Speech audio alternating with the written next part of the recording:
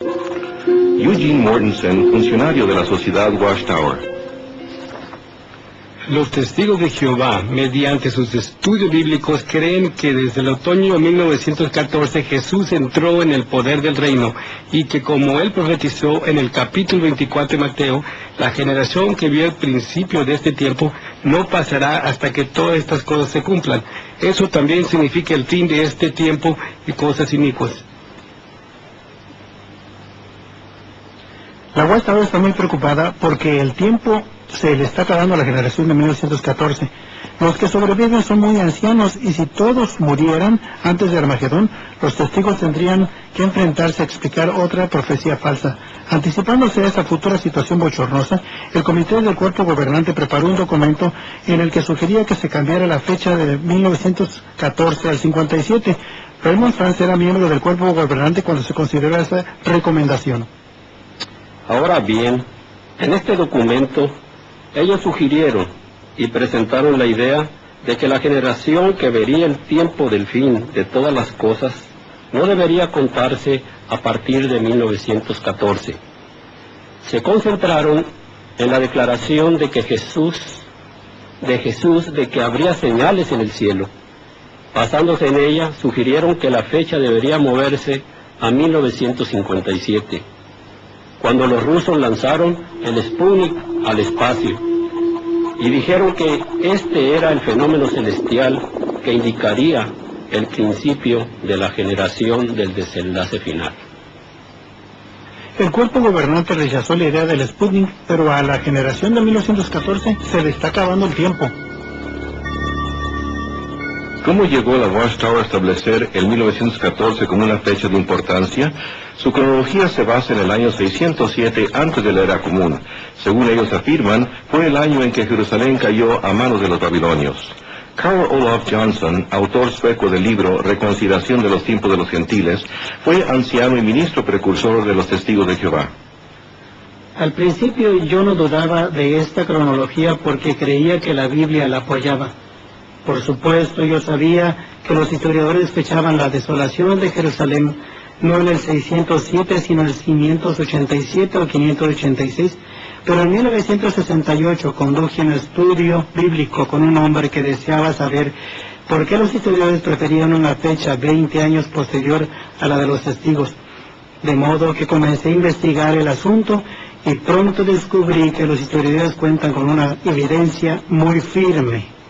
Johnson compiló su investigación y la envió a la central de la Watchtower, pero los líderes de la sociedad estaban determinados a mantener intacto su sistema doctrinal. Recibí una carta con una advertencia. Me advirtieron que no compartiera mis hallazgos con otros testigos. A fin de ocultar los hechos y suprimir los 7 años de investigación de Johnson, la sociedad Watchtower excomunicó a Carl Olof Johnson. Nuestra enseñanza cuanto a Jesucristo es que Jesús es el Hijo de Dios. Él fue la primera cosa creada por Jehová y por medio de él fue hecho todo el resto de la obra de creación. Ahora, algunas religiones enseñan que Dios y Jesús son uno y el mismo, pero la Biblia no enseña eso y por lo tanto tampoco lo enseñan los testigos de Jehová.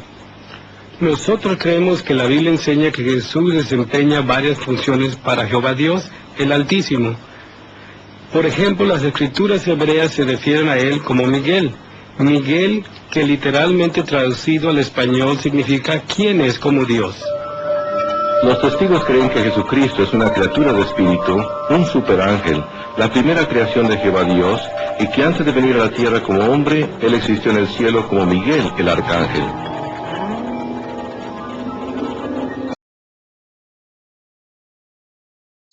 Jesús comenzó originalmente como el Logos.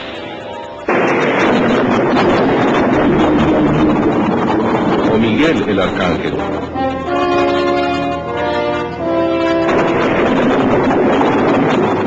El cual entonces vino a la tierra como hijo de la Virgen María.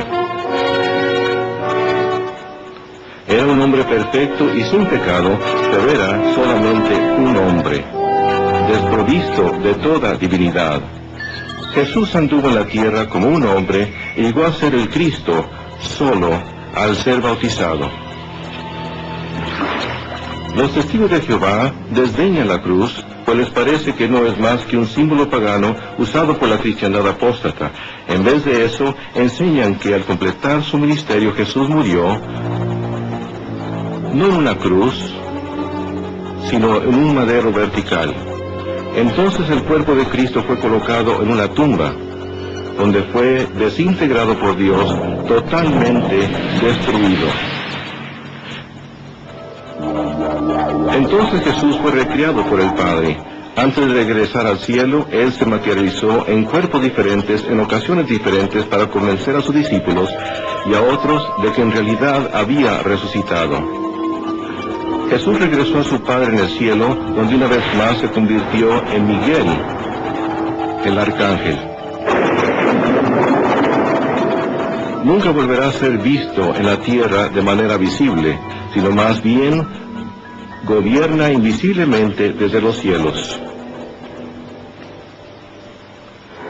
Cuando Él ejecute juicio sobre el mundo en el Armagedón, destruirá a todos, menos a los testigos de Jehová fieles.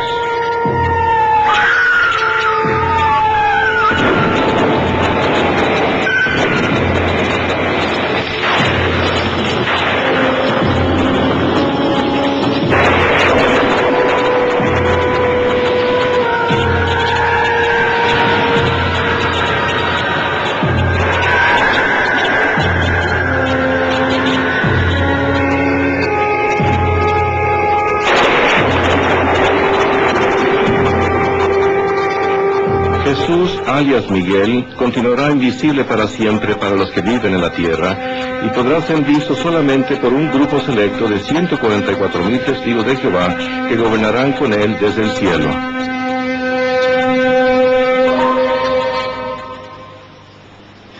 Si usted decide aceptar la actual profecía de la hueste acerca del Armagedón, sea cual sea, y decide protegerse a sí mismo, haciéndose testigo de Jehová, se hallará en una religión única de dos clases. Solo la clase superior, los 144,000 mencionados en Revelación, tienen un lugar garantizado en el cielo. Se les conoce como los ungidos. La Watchtower enseña que la vasta mayoría de los testigos de Jehová constituye un grupo secundario al que se refieren como las otras ovejas. Estos no tienen esperanza celestial, sino que tendrán que permanecer aquí en la tierra por toda la eternidad.